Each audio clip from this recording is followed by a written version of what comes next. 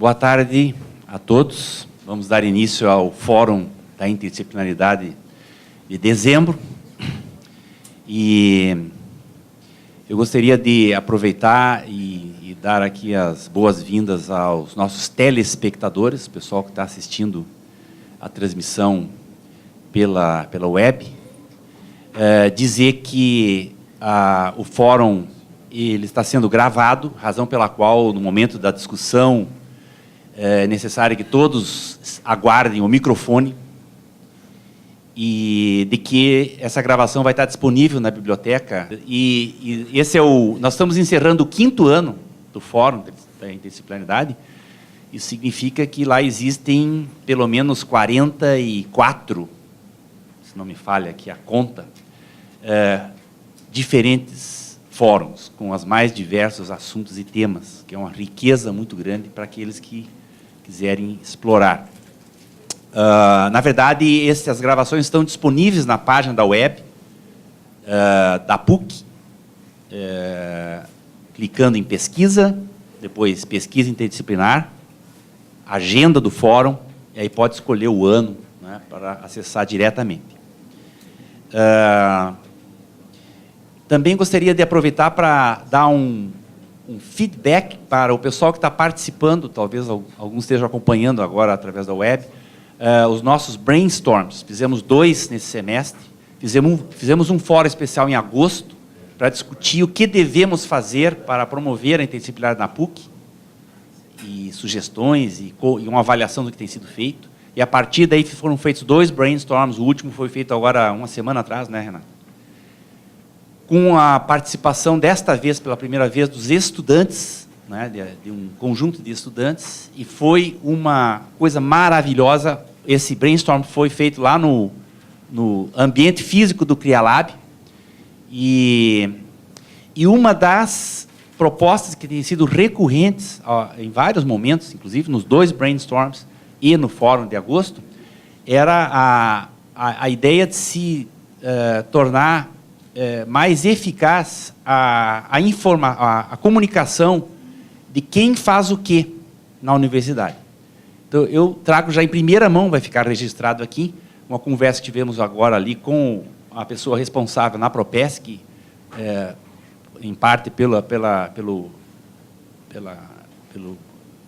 cuidado com o CIPESC, que é a base de dados em pesquisa, que isso já está em andamento, já está sendo finalizado, de forma que agora, no início do ano que vem, nós vamos ter um espaço dentro do CIPESC que os pesquisadores deverão colocar aquilo que fazem, aquilo que tem expertise, e essa imagem vai ser acessível, essa interface vai estar acessível a toda a comunidade, não só acadêmica, como externa da PUC, o que vai possibilitar alguém que queira saber quem na PUC trabalha com Design Thinking, vai colocar no mecanismo de busca e vai encontrar as pessoas com o seu contato.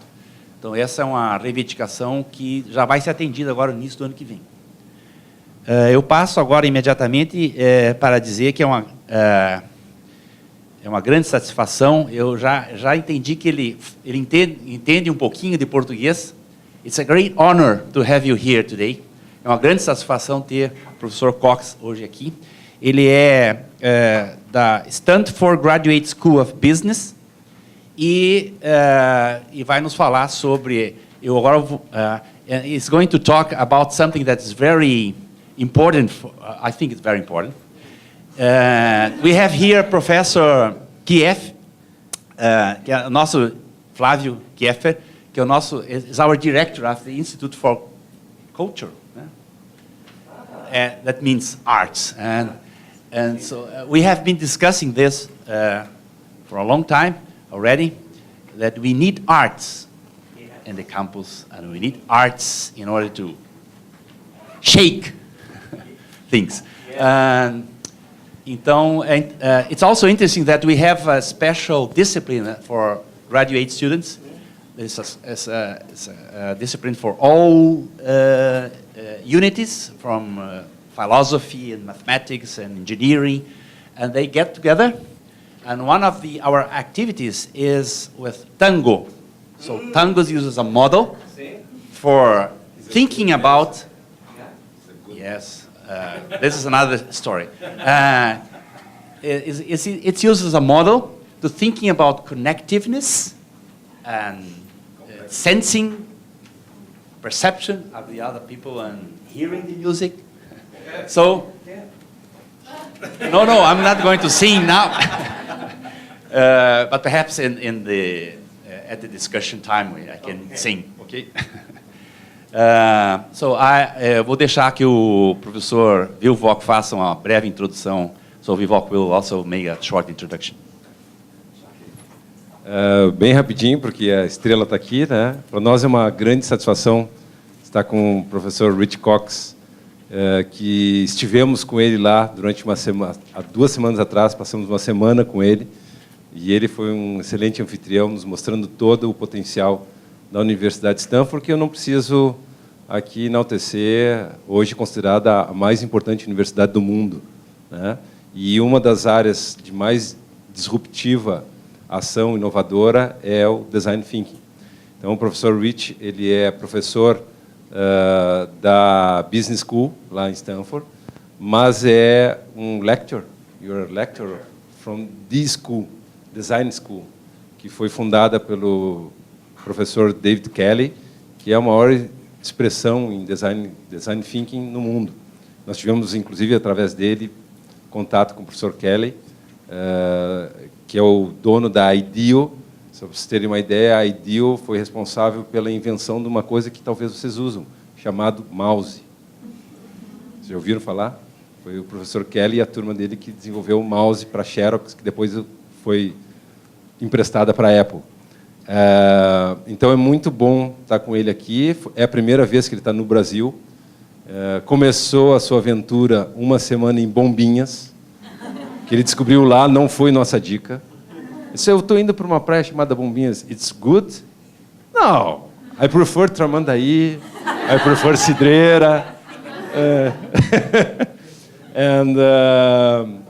Ele já conhece, então, já tomou caipirinha, já está quase almost a Brazilian. Yeah. Então é um prazer estar com ele aqui. Ele está aqui para um evento, um projeto muito importante para nós, que vocês já me viram até, eu acho que foi esse ano que eu apresentei aqui, né? Do CriaLab. Ele vem para fazer a validação do modelo de expansão do CriaLab para o ano que vem, dentro do novo prédio chamado Global Tecnopuc, onde o CriaLab é uma das principais atrações desse prédio, que vai estar à disposição de todos os senhores, não só para a turma do Tecnopuc. Então, como a gente está fazendo isso com o apoio da FINEP, a gente conseguiu um grande apoio da HP, está lá o Antônio, nosso grande parceiro da HP. Então, é muito interessante, a HP é uma empresa americana, né, e que nos ajudou a fomentar esse desafio. As minhas colegas aqui, designers, estão todas aqui, a Ana, a Carol, a Gabi está aí? Não vi a Gabi ainda. A Betina, do CriaLab. Então, isso é um reforço.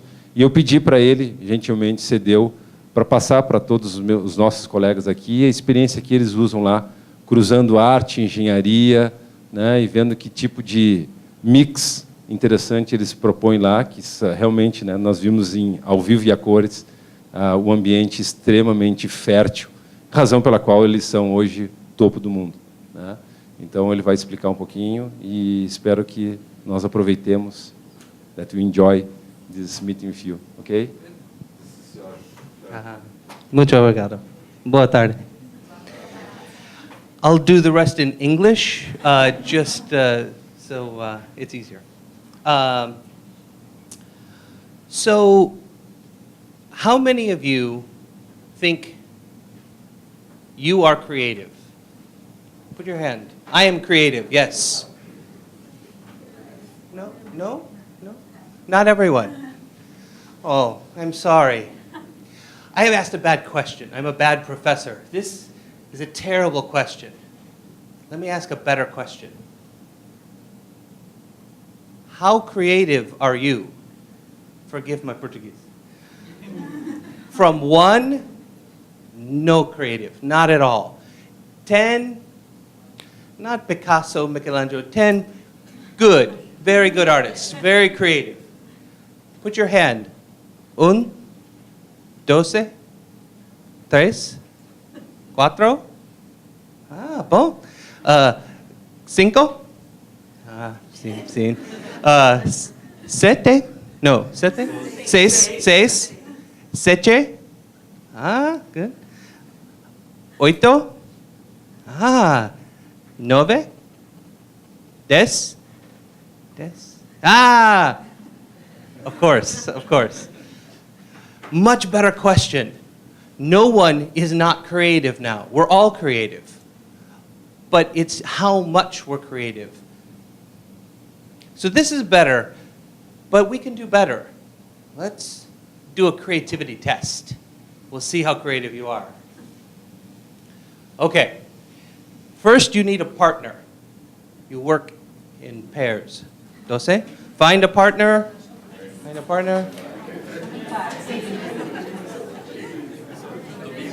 You want to find? If you don't have a partner, wave your hand so we can find you. Yeah? Yeah? Okay. Good. Boom. Okay. 2 people. 1 pen. If you don't have a pen, I have many. Yeah.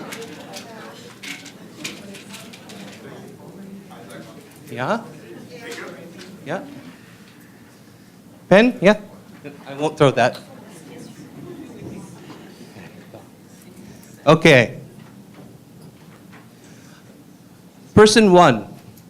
Take the pen. Draw this circle on your paper.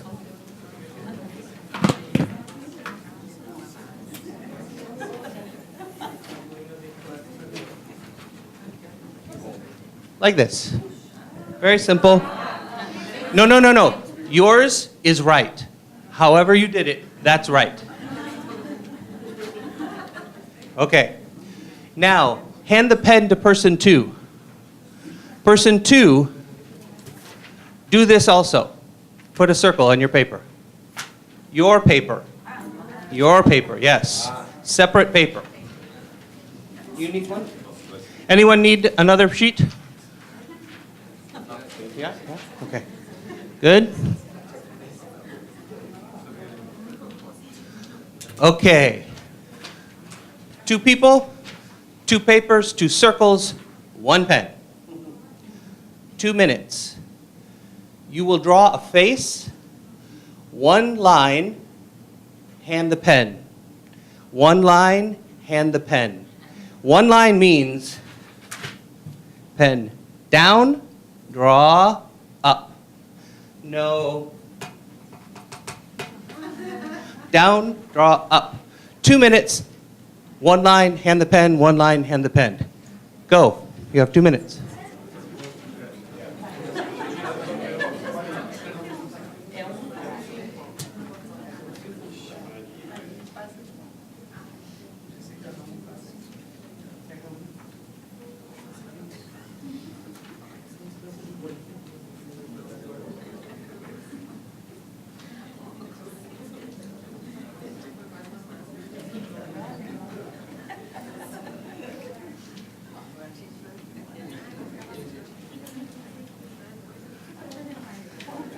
Bom.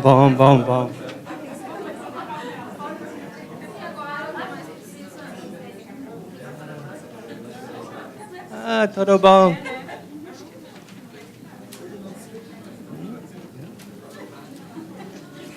Oh, yeah.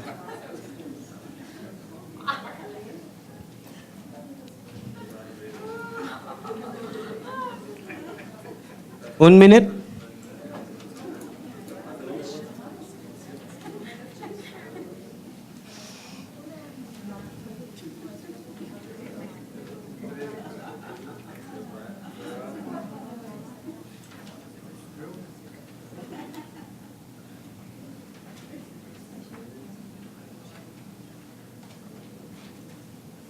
Thirty seconds.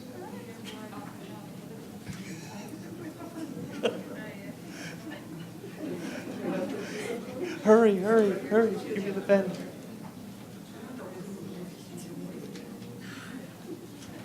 $15.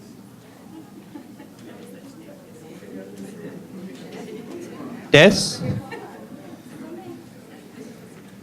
$5. Done. Okay, pens up. Ah. Not finished? Oh, good. Hold them up so I can see them. Ah, todo bom. Perfecto. Okay. With your partner, decide which one is most creative. You have 10 seconds. Which is most creative?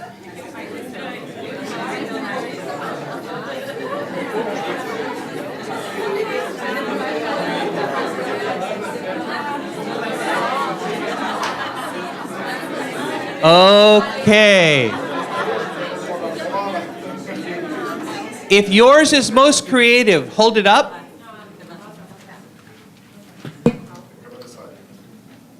Now do this.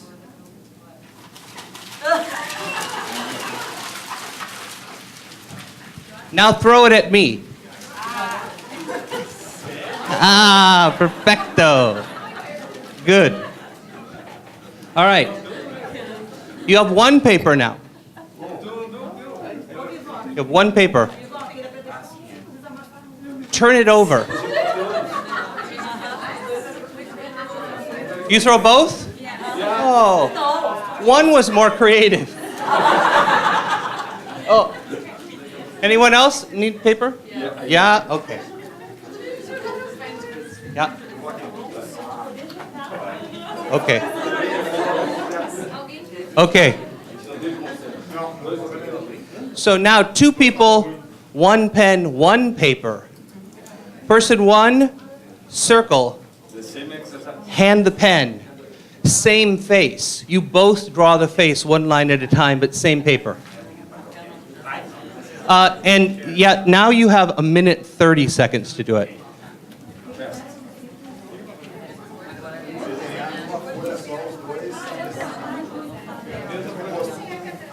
We'll clean up.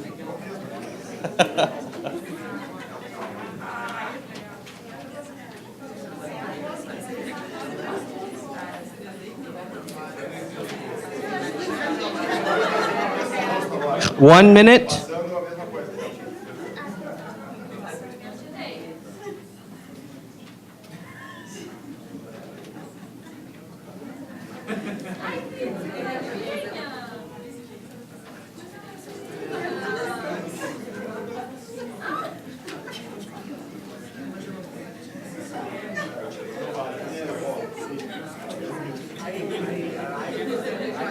Perfecto. 30 seconds. We're done.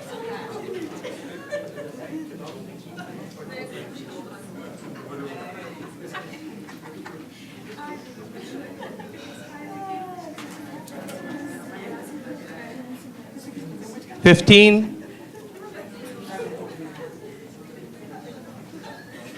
10. 5. Okay, pens up. Pens up. Good. Okay. There is a lot more laughing in this version. Now talk with your partner for 15 seconds. Is this more creative than either of the others? If it is, hold it up. Yeah? Yeah. Yeah. Okay. So, how did you feel playing this last round? Great? Fun? Funny? Happy?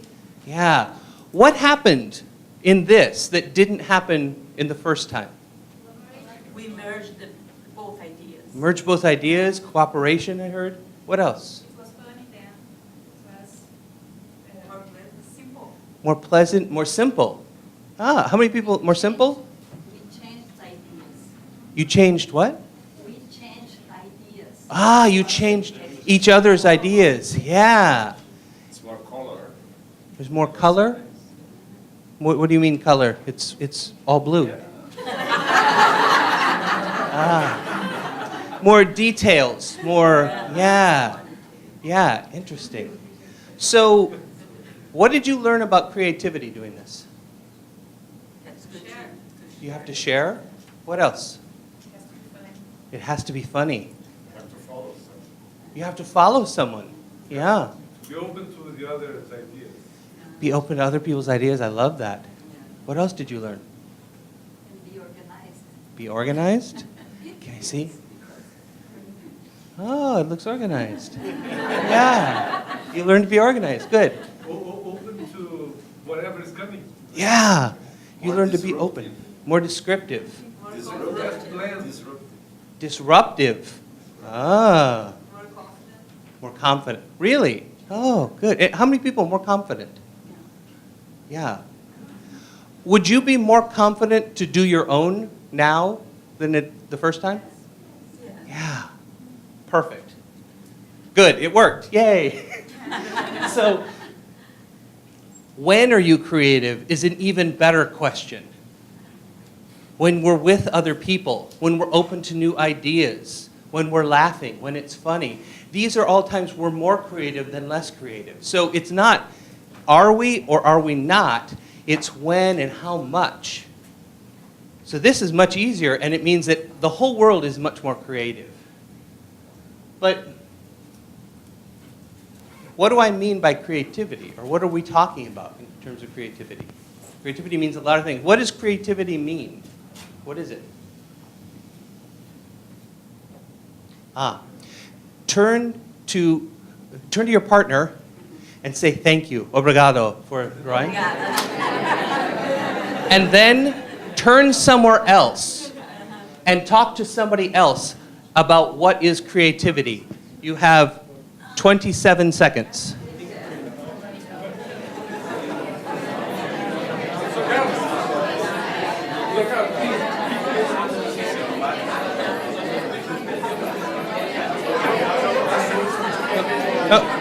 Todo bem. Todo bem.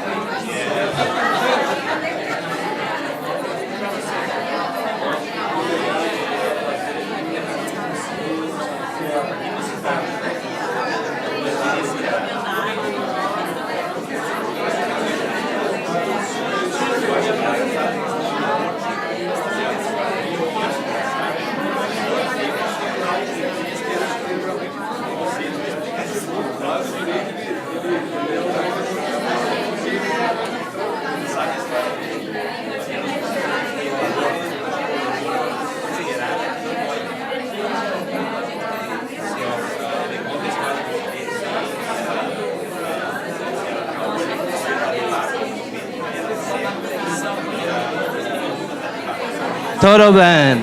Okay. Okay. Good. Good. If you can hear me, clap once. Ah, perfect. It works better in Brazil than in the America. Okay, good. So, what is creativity? I heard you talking. I know you have things to say. Unexpected. Unexpected. Innovation. Innovation. Freedom.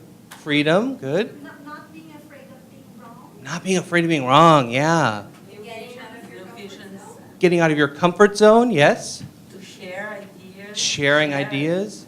Build new ideas. And build new ideas. Yeah, I love that. Yeah. New. Something new. Yeah. A new point of view. A new point of view. Absolutely. So I've been teaching creativity for a number of years now, and we use all those terms. We say, oh yes, it was new, it was really interesting, it was, but they all kind of mean different things sometimes. So we started looking for, what do they mean? How do we pull them apart and make them different so we can be a little more precise with it? So my colleague Tina Seelig came up with this. It's the inventor cycle. Inventor is not a word. She made it up.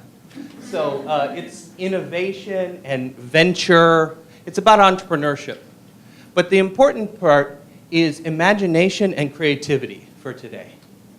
Imagination, she says, is envisioning things that don't exist. So if I close my eyes, you can close your eyes too.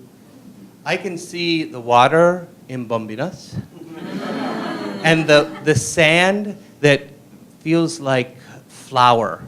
It's so soft. All right, you see this? Yeah, feel it. Yeah, your beach is different than the one in my head, but it's all that beach, right? We're envisioning things. If I,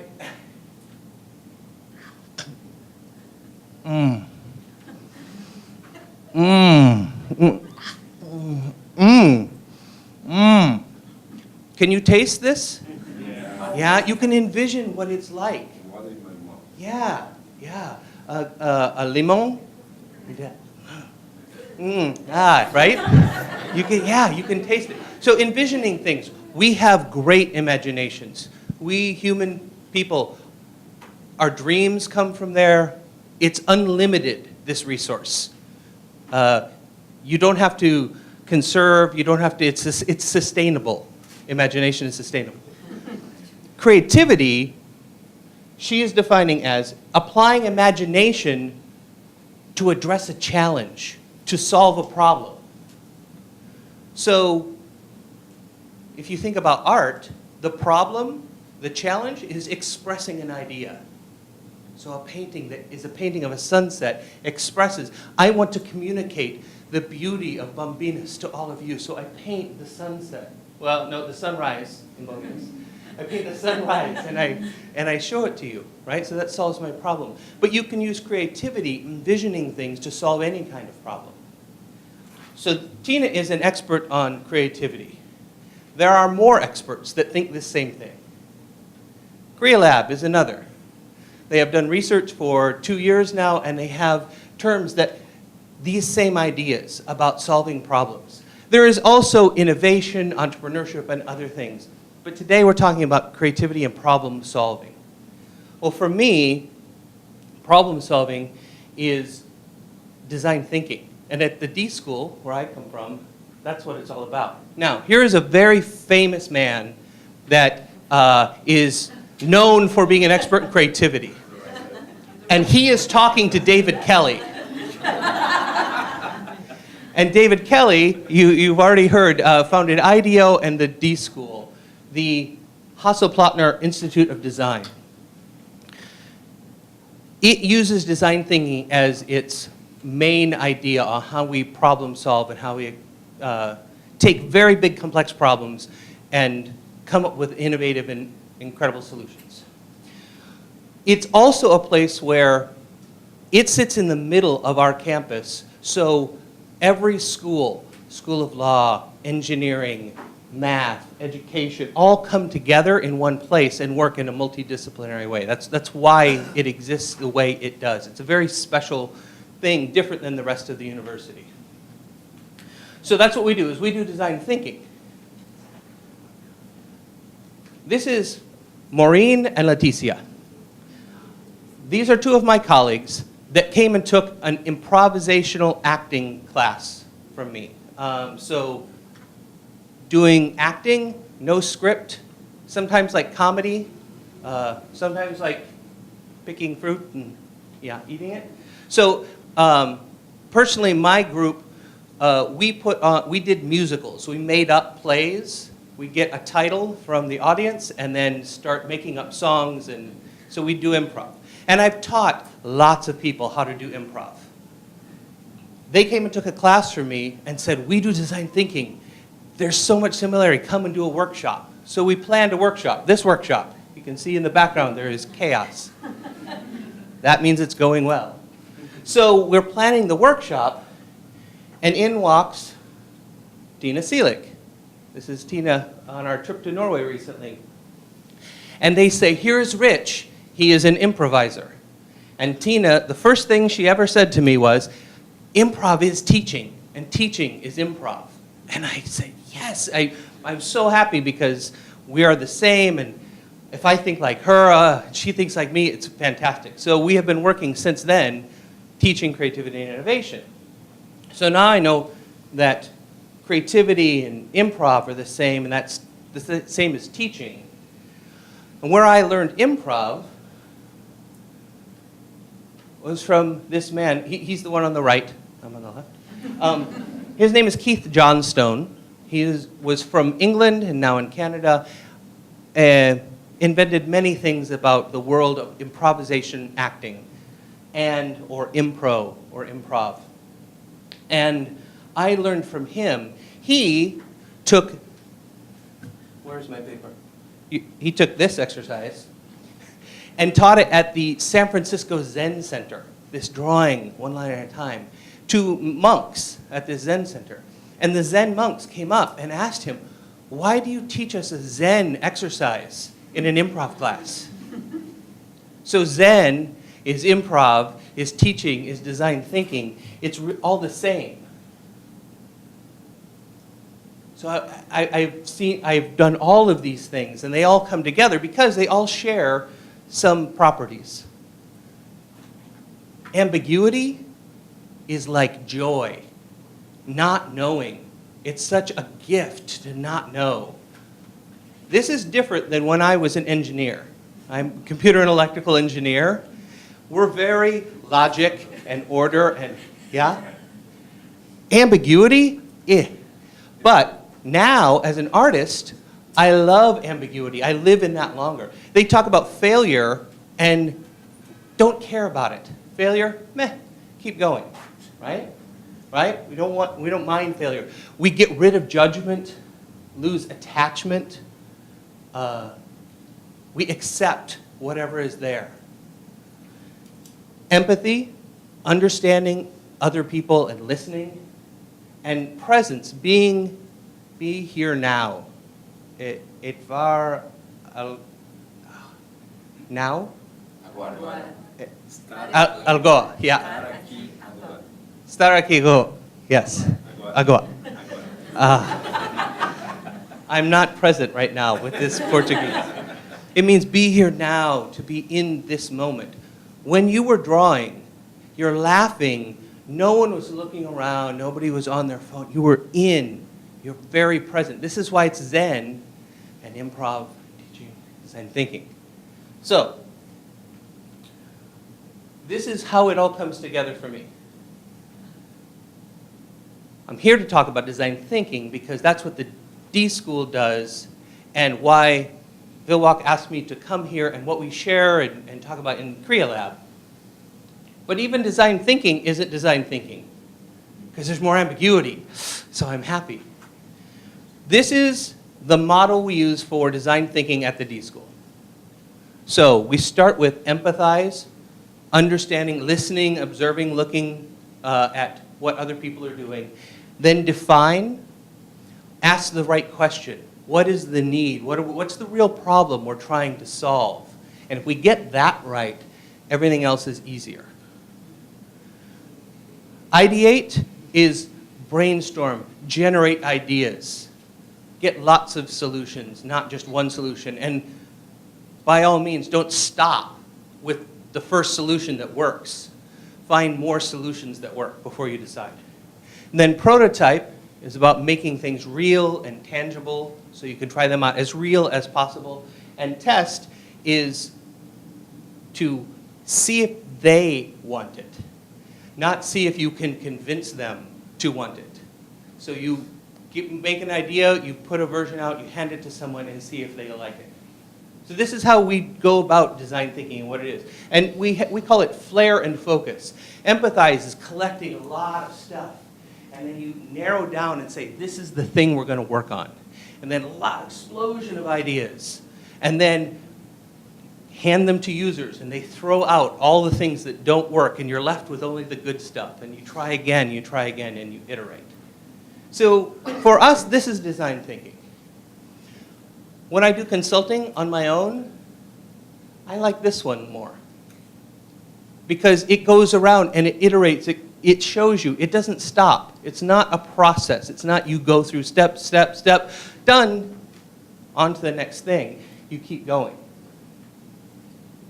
But if you work at IDEO.org, where they take on big problems in the world, they use hear, it's hard to see, hear, create, and deliver. But there's prototypes in here. They're all the same. The D School used to have more hexagons. It doesn't matter. You can have 3, you can have 4, you can have 10. Doesn't matter. It's the same ideas. The principles are those same that we saw with Zen and teaching. So which one is right? Another bad question. It doesn't really matter.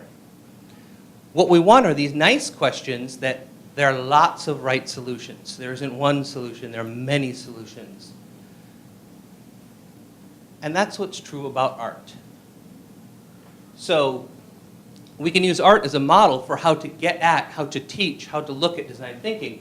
Because drawing and sketching, like you did, many right faces. If you do it again, it will be different. Also right. With improvisation, with acting, many different things. It's never the same. In fact, you don't want it to be the same.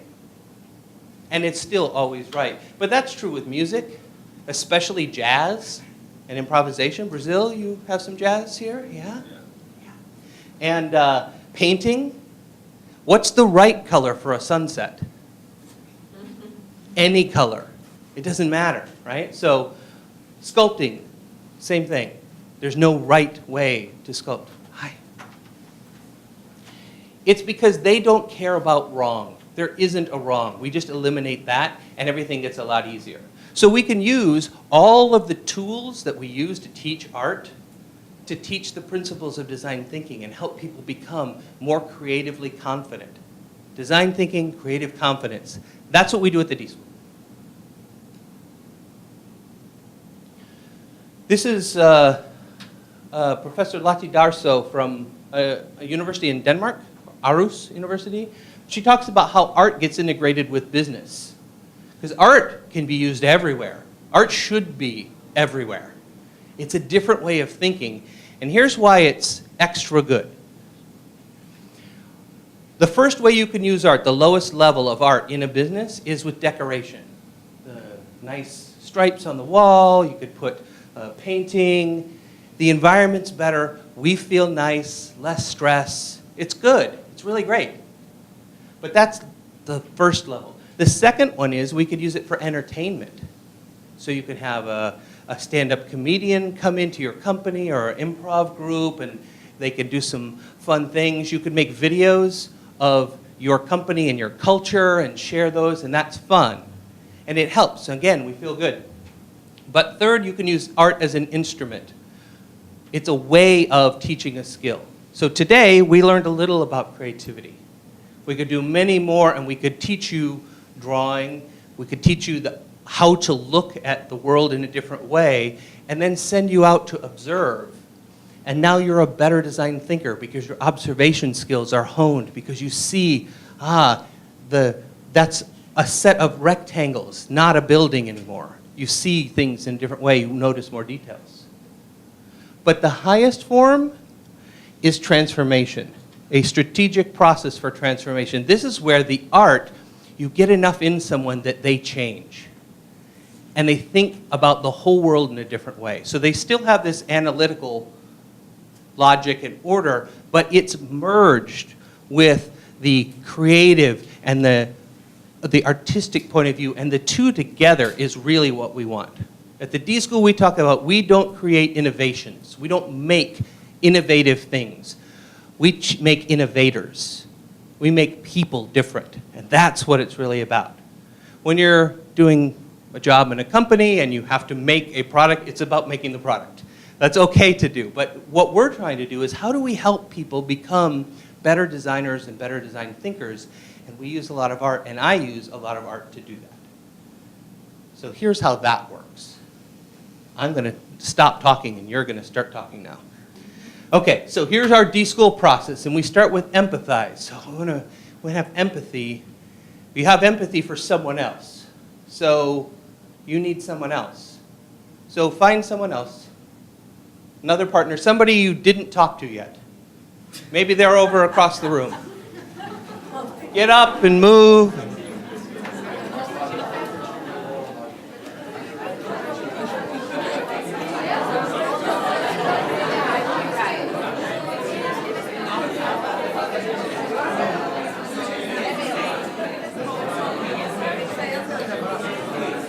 Okay.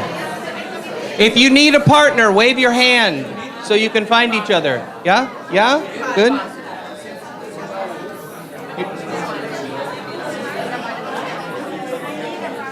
You need a partner? I think he does. No, you two are together. Okay. Ah, good. Okay.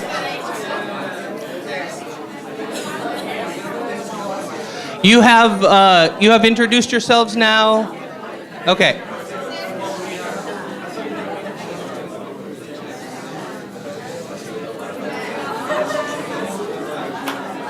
All right. Now I'm going to give you something specific to talk about. In each group, one person, raise your hand. Thank you for volunteering. You have volunteered to listen to your partner. Yeah. So, if you are now the one talking, not the one listening, who volunteered, you're going to tell the other person, I'm going to give you, if you raised your hand, you're person A. If you didn't, you're person B. Okay. Much easier. Person B, you tell person A true story about your life, something in the last 2 weeks. It does not have to be amazing. It does not have to be bombinas. It could be, which is amazing. It could be anything that you want. Just, if you have nothing, tell them the story of you woke up this morning and how you got to this room. But I want a 30-second version of that, very short. So think, what do you have to say in 30 seconds of that story? Yeah, okay? Go.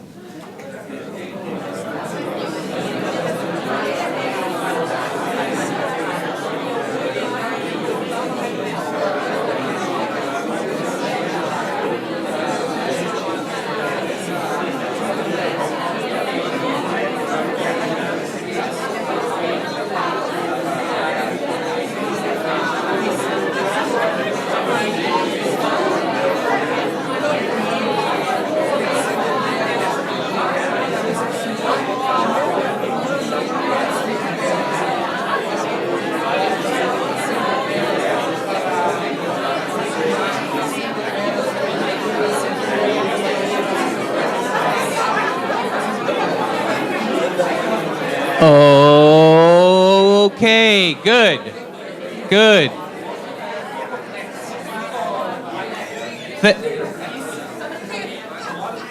Person A, thank person B for telling the story. Okay, now, person B, let go of your story. It is not your story anymore. It is person A's story. Person A, tell the same story to person B, but do it as if it's your story. So if Vilwak told me a story, I would say, I woke up this morning, my wife and my 12-year-old daughter had breakfast, right? Because I'm telling his story as it's mine. So person A, tell the story, include everything. The face, the emotions, everything. 30 seconds, go.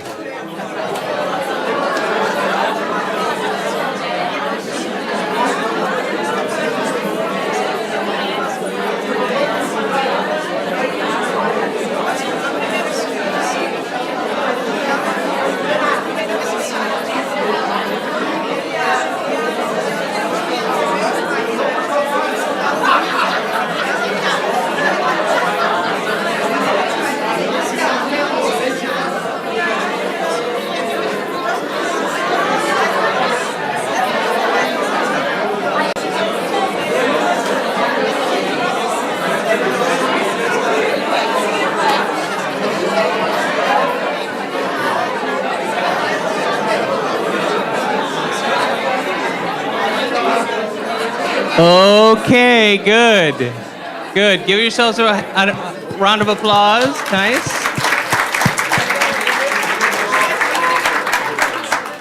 Person B, how did they do? Very well, yeah. Good, good. It feels unfinished. Only one of you knows what that's like.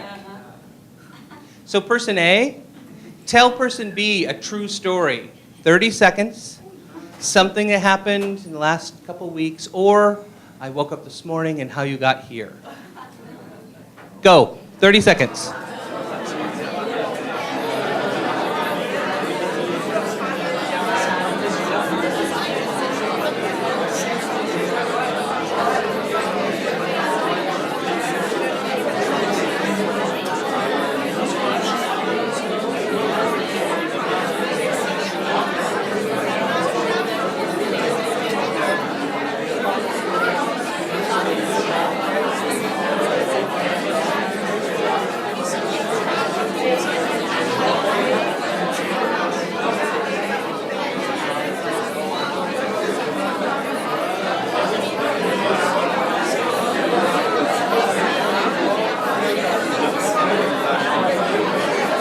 Okay, good.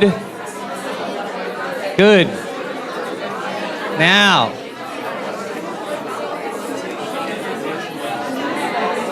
all right, end your story there. Now, person A, you just shared a story. Person A shared the story. Person B, you think you know what's coming. But yours is different because you already knew. So did you listen really close? Good, because you're going to need that. Person B, you're going to tell the story back to person A. You're going to tell it like it's your own story, the same thing. But you tell 30 seconds of the story, and then you tell the next 30 seconds of what happened. You tell 1 minute. The first 30 seconds you heard, the next 30 seconds you make up. Make it up as if you are them. What would they do? Okay? Go.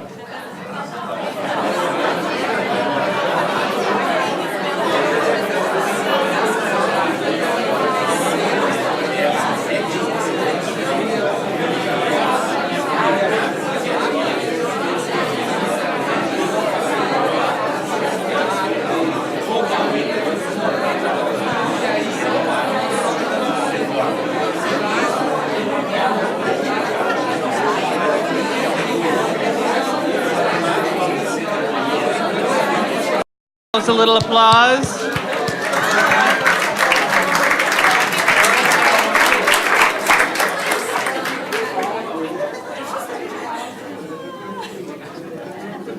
Good, more laughing.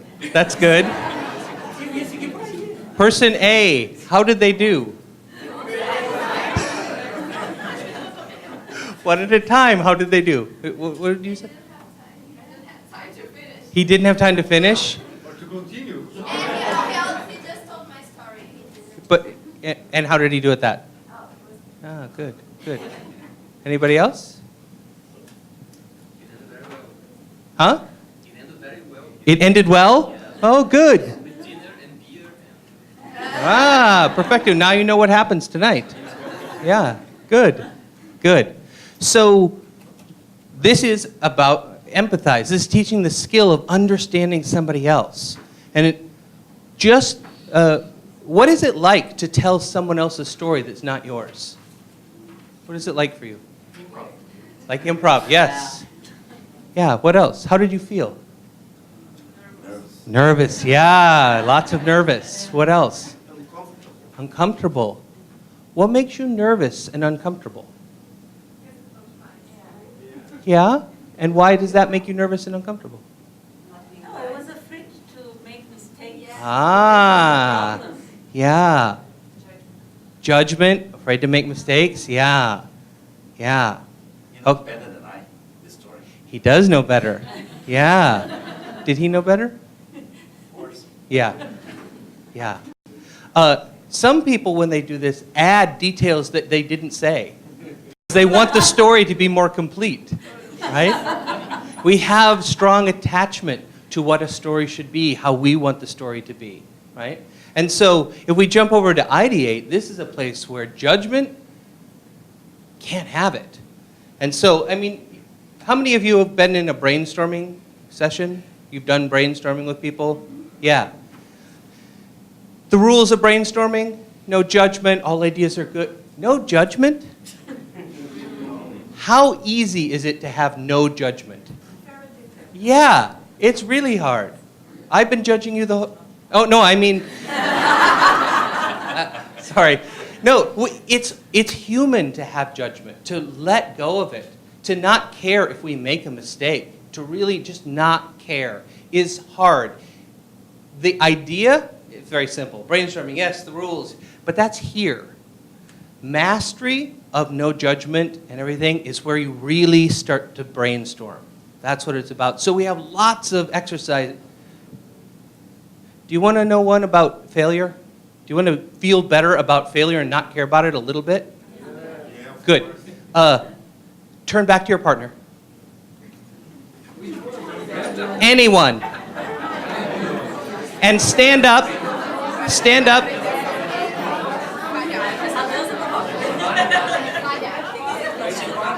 Yeah, same partner. Okay. Will you demonstrate with me? Okay. Here's what you will do. You stand with your partner and you count. 1, 2, 3. 1, 2, 3. As fast as you can. But 1, 2, 3. 2, 1. Yeah. Good. If you make a mistake, wait. If you make a mistake, I don't want you to go, you. I want you to both go, woo, yeah, and try again. Let go, celebrate, because who cares? It's 1, 2, 3, right? So practice this. Okay, good. Both of you.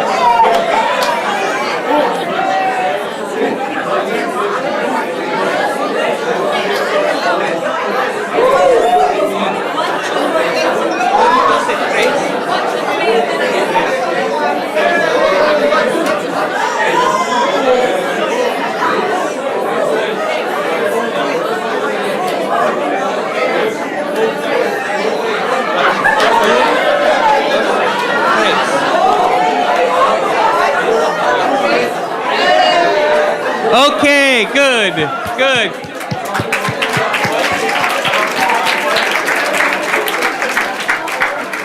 Please have a seat.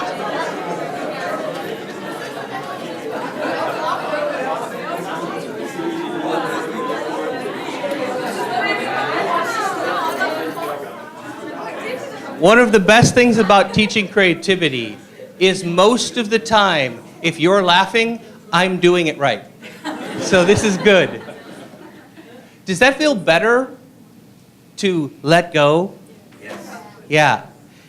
It's easy to do with that because you don't care. There's no risk. It's very easy. It just practices the reflex, the skill, until it becomes natural. With improv, the same thing. With drawing, with painting. If I'm careful and don't want to make a bad line, it's terrible. But if I just do it, okay, next, and do it again and again, I get better. So that's what we're looking for. And that's under ideate, but it's really all of them. For each one of these, there are many, many exercises that I use to help people to build the skills to get better at this. And then they try it, and they go back and they build more skills.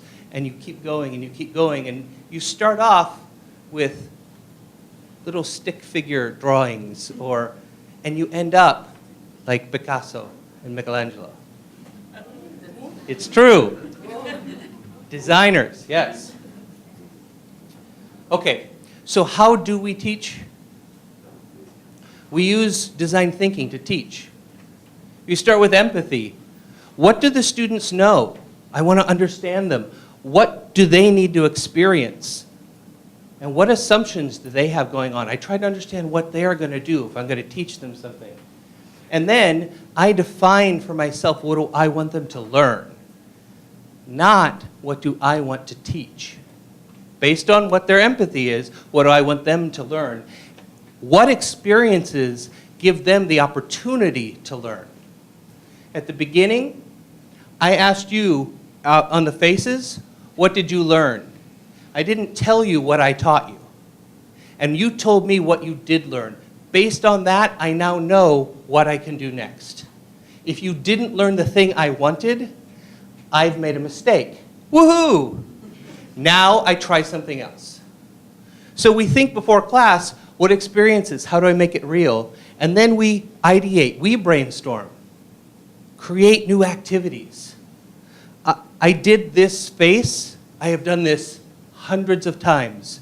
I did it different today than I ever have. I tried something new. I came up with a new way to do it. We brainstorm the design of our classes. The order we put the activities in and how they should go, how much time to spend on each one. I shortened some today and made others longer. How we introduce them. I made the slide to explain this game. I've never done that slide before, but I wanted to be clear with how it worked with so many people. And then we prototype. We go through it in our head. How will the day work? And then in this exercise, I'll tell them this, then they'll need a pen. And go through it. It's prototyping in your mind.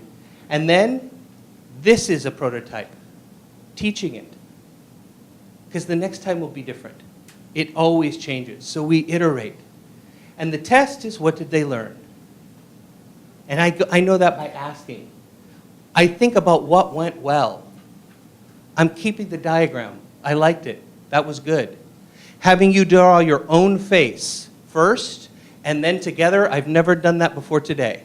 I liked it. Did you like it? Yes. Was it helpful? Yeah. Okay, then I will keep it. So it's both things. I had that perception, and now I've checked, so now I will keep that thing. But next year, I might throw that out and do something different. Because always prototyping, always. Never, Tina, there's a quote from Tina that I hold very close every time I do a class. Never miss an opportunity to make it fabulous. For them, not for me. So look for any opportunity to improve, to change, and when you make a mistake, own that. Let them see. We're telling them, make mistakes, it's okay. Don't get attached. Don't have judgment of yourself if you do. That means I have to do that really well. I have to do that as much as I can and let you know when things don't go well. I've planned too much. There are things I wanted to do, I wanted to share with you. No more time. So this is my mistake, but it is also, it's great because what happened went well. I didn't know I was going to do the 1, 2, 3, un, dos, tres? Forgive my pronunciation, until we said failure. And I said, what they need, the experience. Let's talk about failure. So this is how we do our classes. We plan for two months out. Then we plan 1 month out. Then we plan the week before. Then we get together before class. And we redo and we revise. And then we start teaching. And halfway through, we walk over and say, the end? No, we need this. And we change it again. Always being fluid. So we use design thinking and the whole process in how we teach design thinking. And it's all based in the same principle as art, as improv, as Zen. So it's a lovely way to show them as you teach them. You have been fantastic. Mucho obrigado.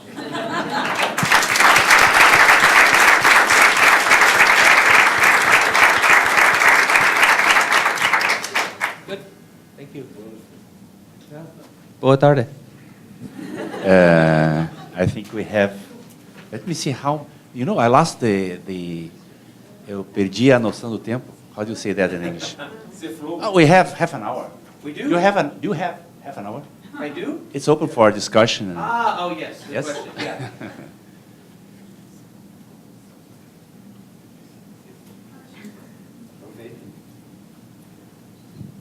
First of all, it was great. So congratulations. And I was wondering about how do if you teach the design teaching for teachers, what I mean, if you do it with people that are going to teach in science or in math or something like this. Yes, the answer is yes, I do. Not all design thinking, although, so there's two answers. One, I teach design thinking to many teachers, primary and high school teachers, and college. It's a great way you can use design thinking for any subject. So that's one answer. And the other is, there is a lot to the mindsets underneath, and many tools to teach those. So there's other tools that I use for teaching facilitation, and I think of teaching and facilitation as the same. So when I asked before a question and no one said anything, and I said find a partner and talk. That's one thing. It's empathy. I see what's going on. I prototype and make a new thing. There are lots of techniques and activities that I do teach. Yeah.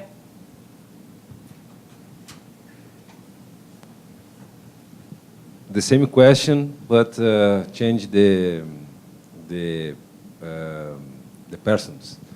How you can use this kind of techniques with a team of high performance? For example, to develop a huge innovation in an interdisciplinarity way, and how to connect this high-level background of these people that we are worried here in the university. Well, it goes a lot like today, teaching a group of high performers, right? At a university, we're smart, we're capable. These are the audiences I mostly work with, and if you get the notion you want to do this, if you're a high performer, you can go very far.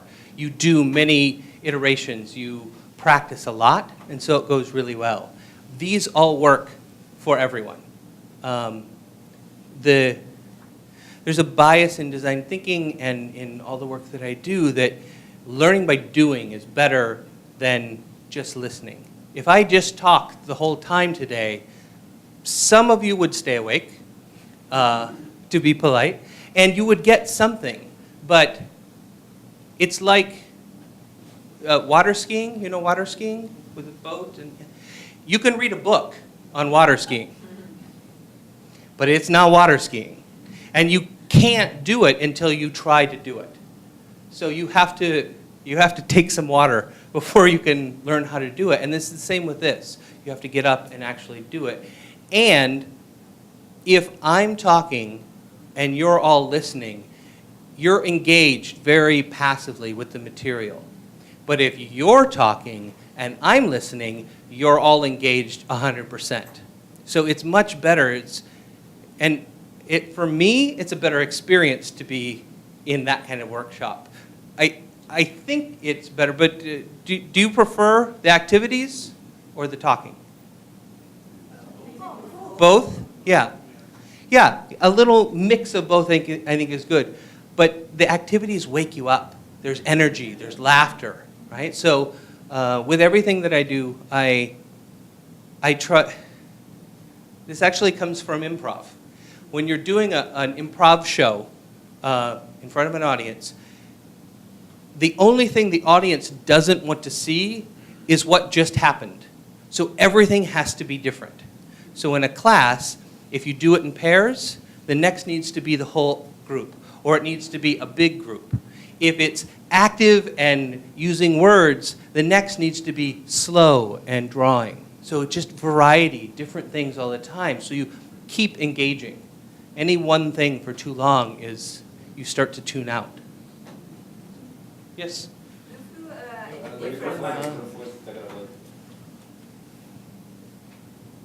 Do you feel any difference in teaching before and after design thinking? Because you were a teacher long years after, and what do you feel and what is the difference? Yeah.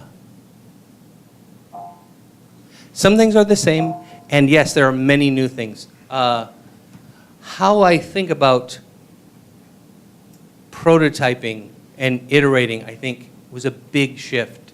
In our teaching meetings, we'll come up with new activities. Oh, this will be fun. And then we stop and play the game and figure out if it works or not. We do a quick prototype. I never did that before. Now that I know design thinking, I prototype everything. I redesigned my office at home, and I pulled everything out, and I taped things, and I prototyped the whole, how is it going to work. So that's a big difference. And I have built a skill as an improviser for a long time of no judgment and accepting. And design thinking pushes that as well, and I get better and better and better at being a brainstormer. If you are at IDEO, at least this is what I've heard, so if you're watching online from IDEO and it's not true, it's not my fault. But that if you don't brainstorm well, you don't get invited to brainstorming. You have to be a good brainstormer. And there are people who are good and people who don't have the mastery yet. So it's made me much better. Oh, I'm also much more willing to throw out ideas and throw away my ideas. So, yeah, not attach, yeah. And it's really nice. Oh, yeah. It sounded scary before, but it's so nice because I'll just throw, yeah, we could try this. No? Great. What else could we do? Perfect. But do you continue as an electronic engineer? I think absolutely. In fact, I teach engineers and all of this. I wish I knew this when I started as an electrical engineer. This is so much less painful than fighting for your idea and why you are right based on what you think the user wants. It's terrible. Yeah. It's great for engineering. Also, I think engineers, my experiences, are very creative. Engineering is a creative act. Many engineers that I knew were also musicians. We live in both sides. So, but I think people are like that, not just engineers. Yes?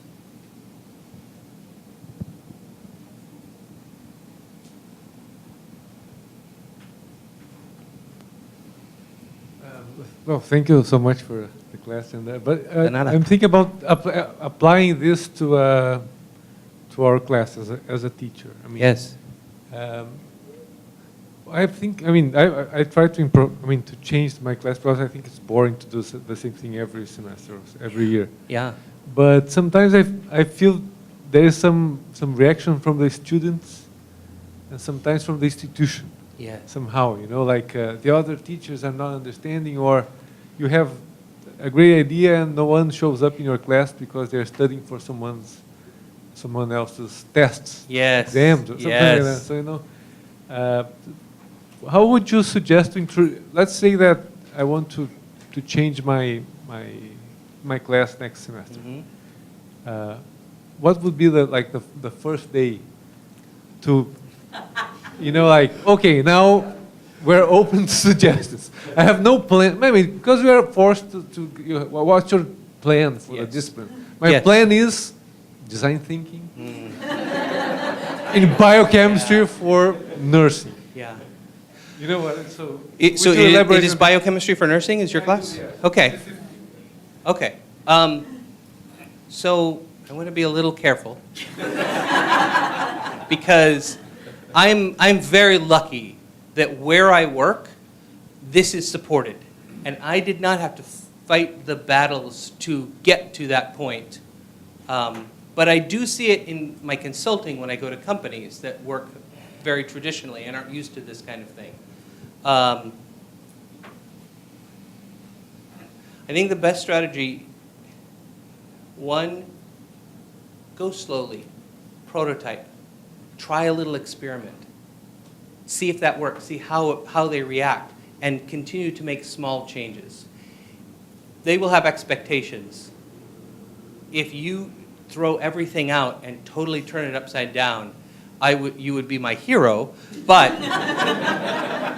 it might be too much in this environment, in this, so you can ease into it. For me, when I think about how to begin, the beginning is all about creating safety. How do I make them feel safe to do it? So either explain what you're doing, or just have them do it. Like today, I asked you 2 questions and said, take out a piece of paper, and then gave you very small instructions, right? So there's no way to mess up. Okay, I have a pen. Okay, I've drawn a circle, right?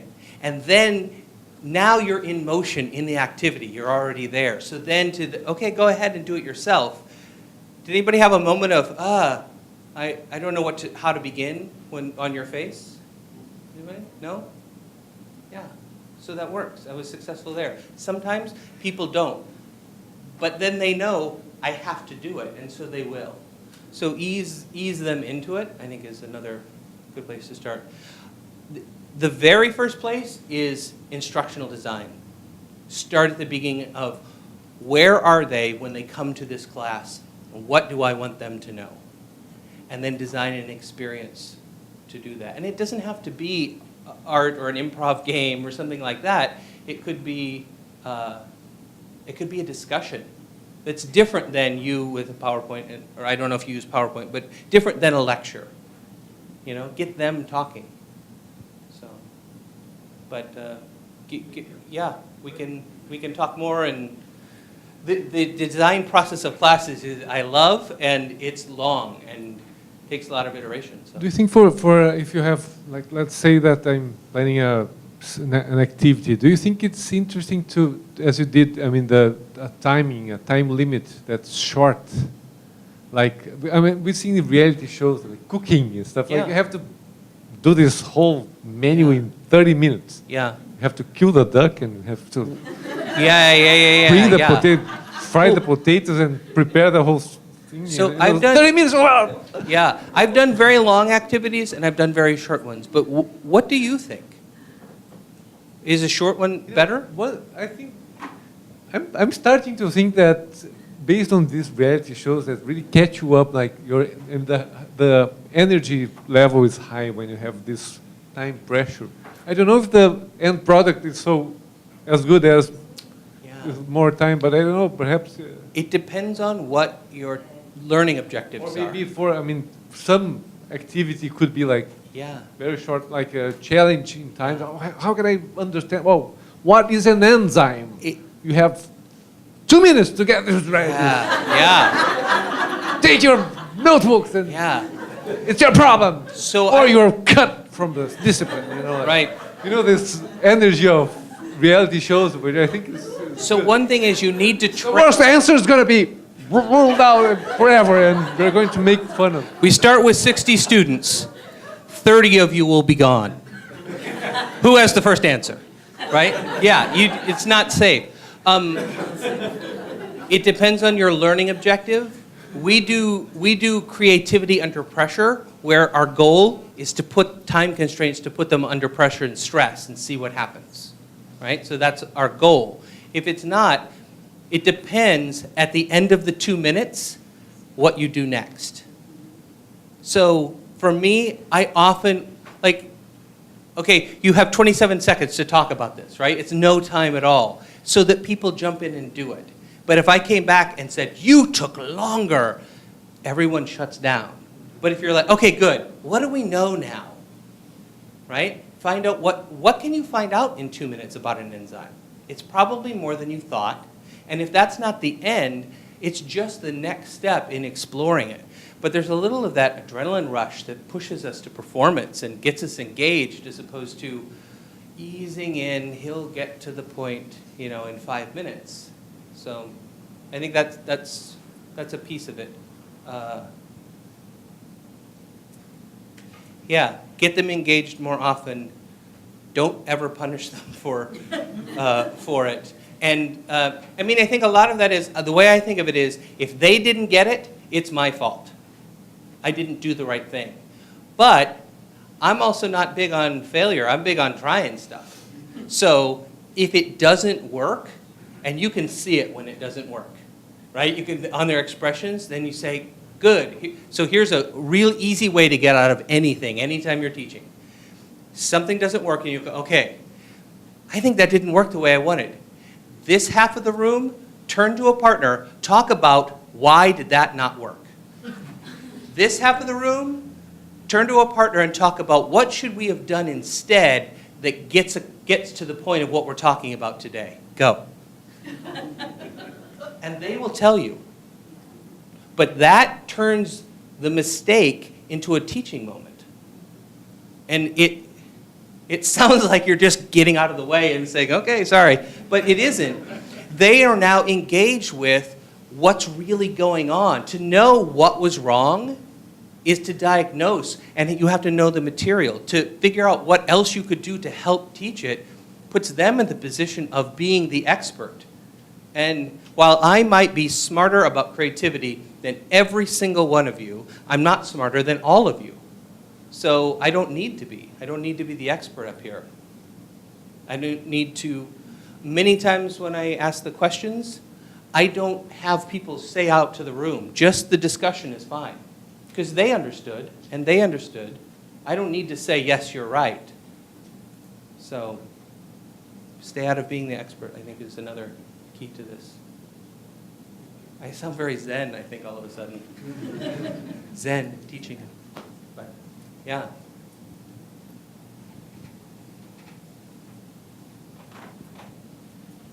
Well, like I told you before, Yeah. I work with creativity, so Yes. I'm a teacher too of design. And sometimes my students come with really bad solutions. So, and how do I tell them? You know, I'm really careful at that. Yeah. You know, like to say, oh, this is not good. Look with other solutions, you know, compare with other people. And then sometimes when you say, look for the competitors, what they do, and they do exactly a copy of that. Right, yeah. You know, or when they try to come with something new, they come with something so new that you don't relate with the subject. Or Right. that's a bad solution. So Yeah. that's my question is how to guide them to see that they have, sometimes they do bad choices with bad taste or something like that. Yeah. It's difficult. Sometimes it's just about how much time and effort are they putting into the class.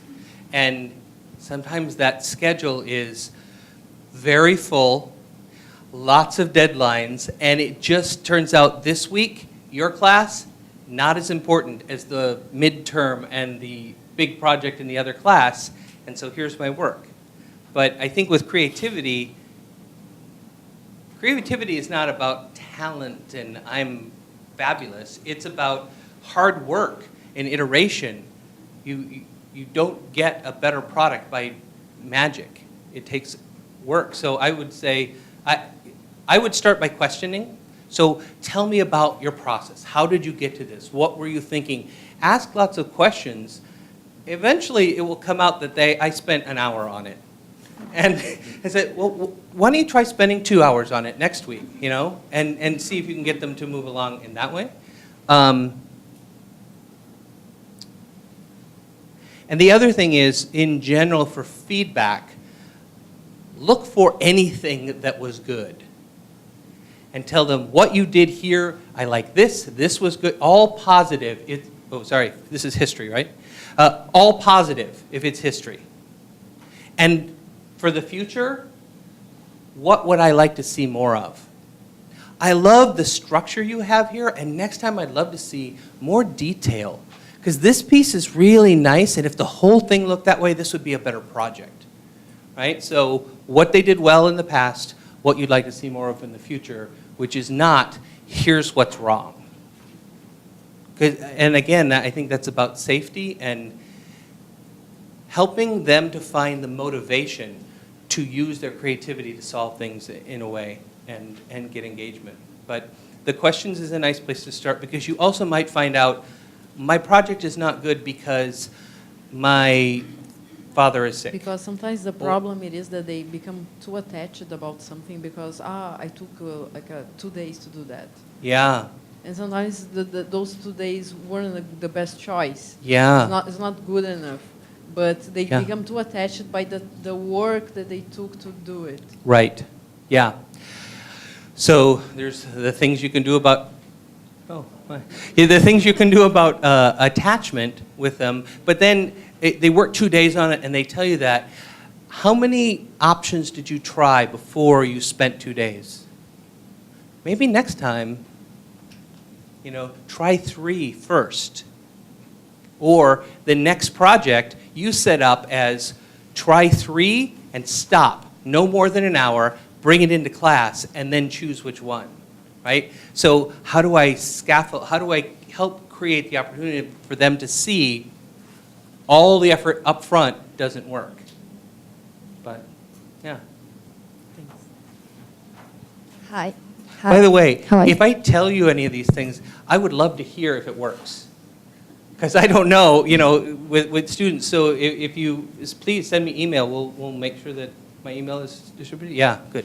Yeah, please. Hey, we're talking about like teacher's point of view. I wanted to bring like student point of view. Yes, absolutely. It's like the image you're bringing, like the teacher is like the perfect image. I wish all my teachers were like that, So I wanted to ask you, like, what do I do to approach my teachers to ask them, like, please do something different than just PowerPoints every time. Please do something different than just PowerPoints and tests and PowerPoints and tests. Because maybe they will feel like disrespected or something, or sometimes they're too close to hear students' ideas. Yeah. So how do I tell them, please do something different? Because it's the easiest way to learn is like doing, not just reading PowerPoints every time. Yeah.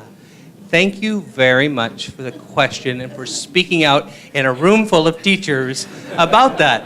That's so lovely. None of them are my teachers, but Yeah.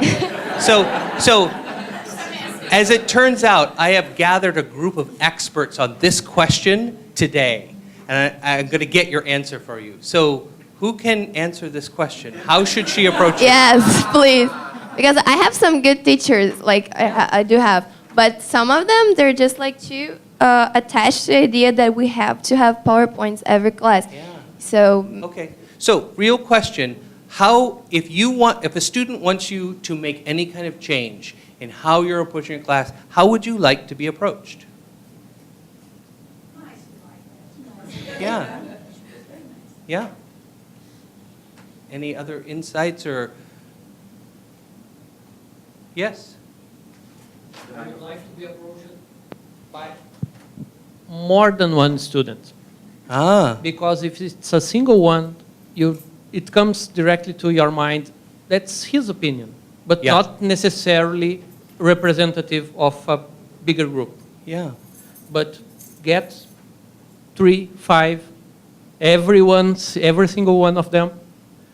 I know that it's a group. You don't feel so responsible by approaching alone there. And if you tell me, you shouldn't use so much PowerPoint, or you should change your instruments, or you should introduce change in the classroom. Every teacher knows that. They just don't want to think about that. Sorry for saying that to you. Yeah. That's not my key. Yeah. Yeah, clearly. I get bored. I don't use the same PowerPoint all the time because I get bored. It's an opportunity to be with people, and I think I make more mistakes, like in the traditional way, trying different stuff. But the problem is exactly, I agree with you that sometimes some students will react to your innovation. Yeah. And no, why don't you have that in the Moodle for me to study? The first time I went to Reflections week, I was 10 years ago, and the guy, I don't remember his name, but he was talking about education. He said one sentence that really caught me, which was, well, in Portuguese we have I'm going to say Portuguese first, but we have the same word for test and proof. So his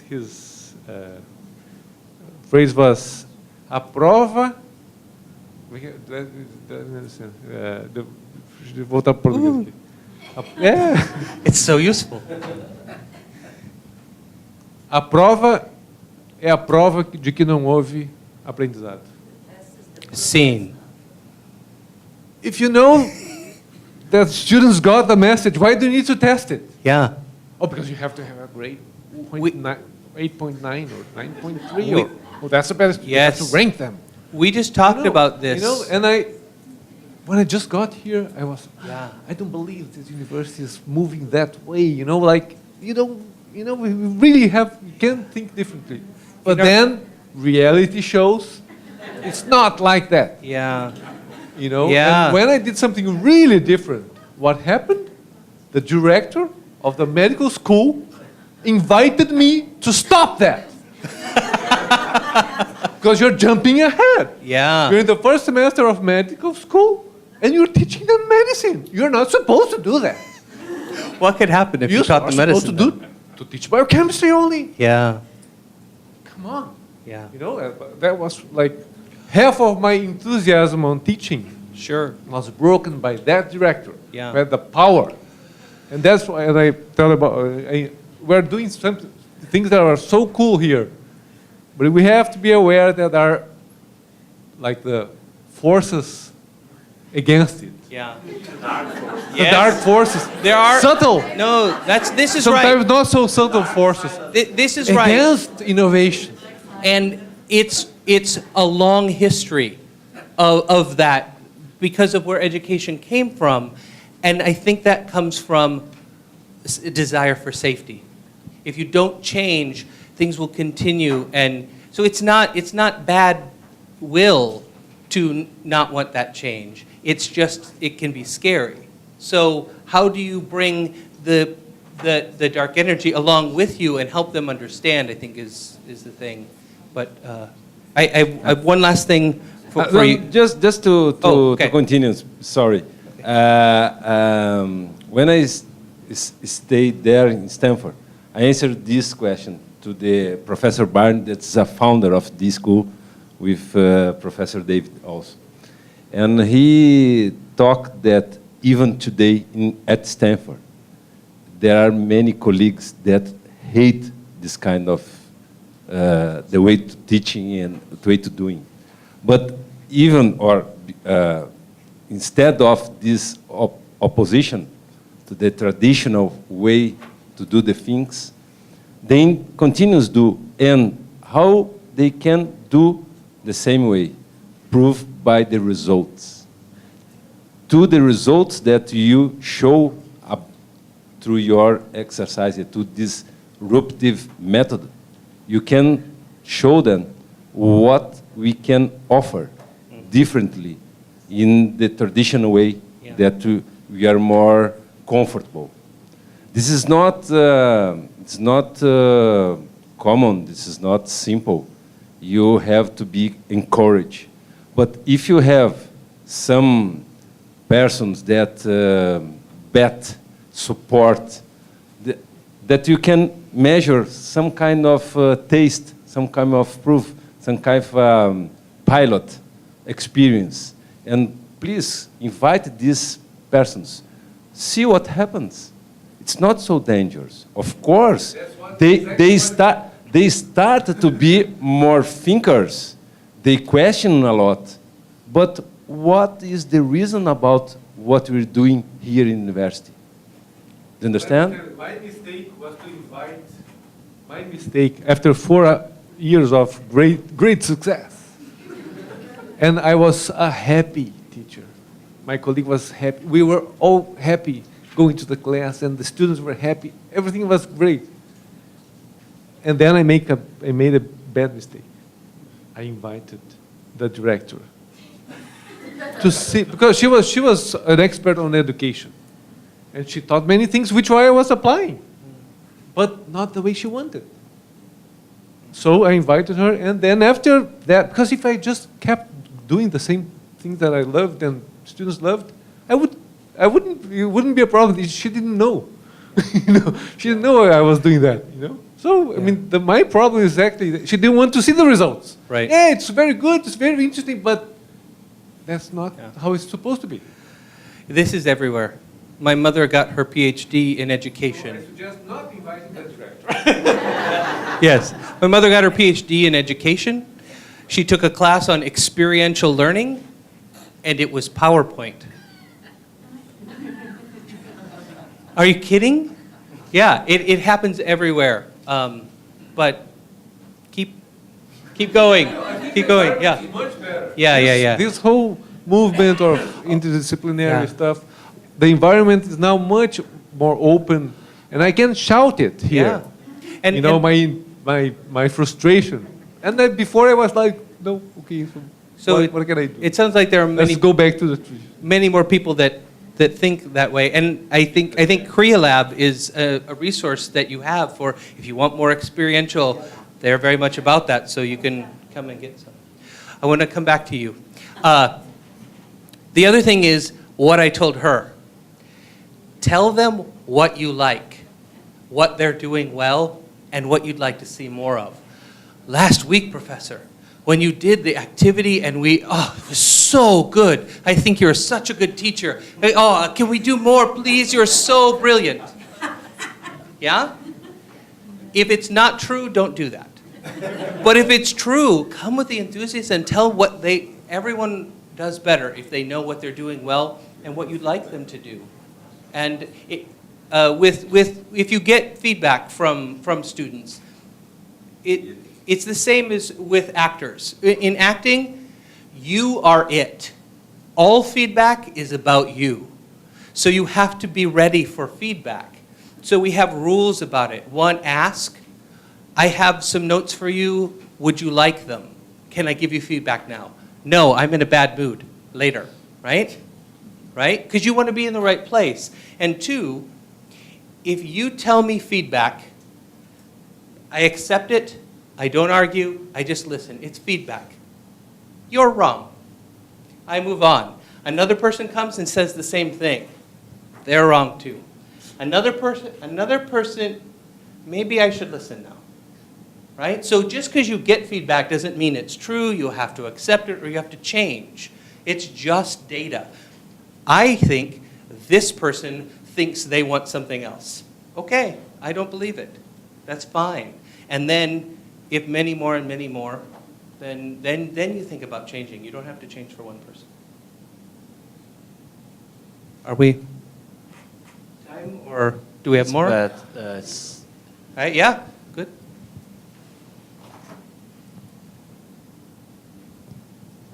No, just something that might help you is that the way that you presented sounds so much like English language teaching that we've been having. I'm an English teacher, yes. And in an English language class, even though the names are totally different, this is what we go through. Yes, and we've been doing this for some decades already, yes. So something about that is very well accepted is portfolio assessment. So in case you can grade students with portfolio assessment, not necessarily a test. And you have a concrete grade. Because I understand as a director of an institution, you are responsible for the diploma. Right. Where you see what a professional doesn't know anything came out of that institution. So it's very heavy on them too. So portfolio assessment is something that can fit perfectly, yes, and it's well accepted, it's validated, so just that. Yeah, and we just had a discussion at our teaching meeting about not letting the need to find proof that they learned get in the way of them learning. Because sometimes we're so, you must turn something in that is like this so we can say yes and point to it, that it doesn't let them go on to what they could have done without that thing. So, and when you're teaching things like biochemistry, that may be different. But with creativity, what you do and what they learn may not show itself for a couple years in a job, on a project that they have been changed, and it shows up then. And it's difficult to test.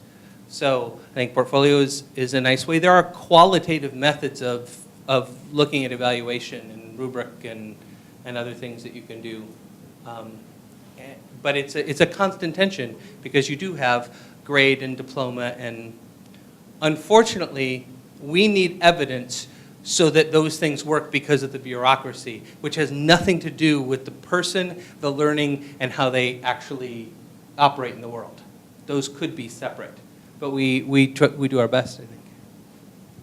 Grading is a challenging thing for us in the D School. And our students really want to know, how will we be graded? What is it on? And we say, sometimes we don't figure out how we're going to grade until at the end of the class. Sometimes we ask them how we should grade them and get their input. We still don't just do what they say, but it's very difficult.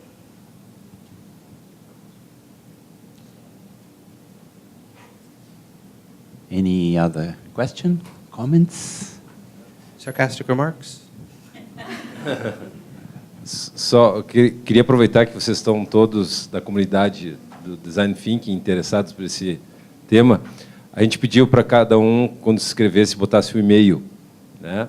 Quem não fez isso, por favor, na saída, deixe seu registro com seu e-mail, porque nós vamos entrar em contato. A gente está fazendo um curso de Design Thinking em janeiro, no CriaLab. Então, a gente quer aumentar essa comunidade. Então, estou fazendo aqui, aproveitando que o grupo não se dispersou, né? Alguns até já fizeram com a gente um exercício. Então, a gente continua acreditando nessa ideia. E join us. Okay, so we are reaching the end. I must say that once I went into a restroom, it was written in the wall, "Time flies like an arrow." But someone has substituted the word arrow by another word, and it came, "Time flies like a banana." I found it very creative. And yes, it's also true. So time flew very fast today. Thank you very much. Banana.